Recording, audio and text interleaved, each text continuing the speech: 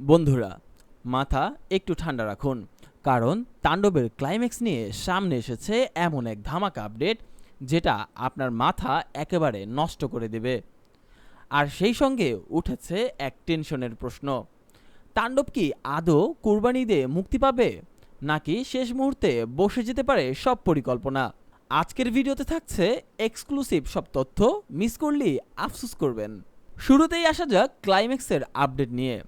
আপনারা যারা তাণ্ডবের টিজার দেখেছেন তারা জানেন এইবার শাকিব খান আর রায়হান রাফি একসাথে এসে বাজিমাত করতে চলেছেন।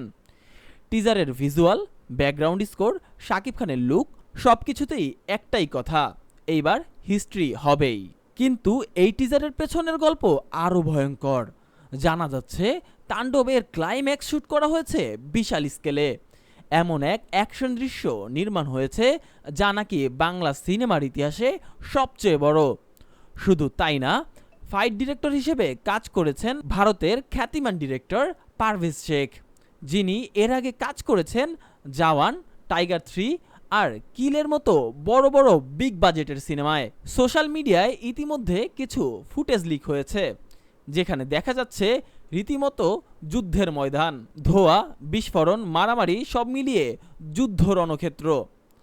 এই যদি হয় ক্লাইম্যাক্স, তাহলে সিনেমা হলে কি হতে পারে ভাবুন তো একবার। তবে এত কিছুর মাঝেও একটা টেনশন ছিল।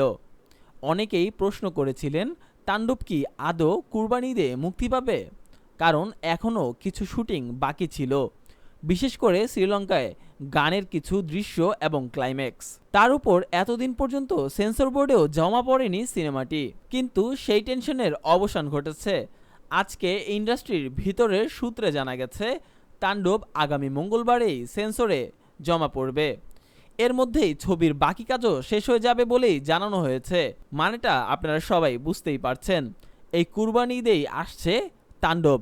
এখন শুধু অপেক্ষা রিলিজের দিনের জন্য। বন্ধুরা, এতদিন ধরে যেটার অপেক্ষা করছিলেন সেই শাকিব রাফি কম্বো এখন এই কুরবানি ঈদে আসতে চলেছে। আপনারা কি প্রস্তুত বাংলা সিনেমার ইতিহাসে সবচেয়ে বড় ক্লাইম্যাক্স দেখার জন্য? কমেন্টে জানিয়ে দিন তাণ্ডব নিয়ে আপনারা কতটা এক্সাইটেড। আর যদি ভিডিওটা ভালো লেগে থাকে তাহলে একটা লাইক দিন, শেয়ার করুন এবং সাবস্ক্রাইব করে পাশে থাকুন। এখানেই আসবে তাণ্ডবের সব এক্সক্লুসিভ আপডেট। তাই সব এক্সক্লুসিভ আপডেটগুলো মিস না করতে চাইলে সিনেবাইটসের সাথেই থাকুন। ভালো থাকুন, সুস্থ থাকুন। ধন্যবাদ।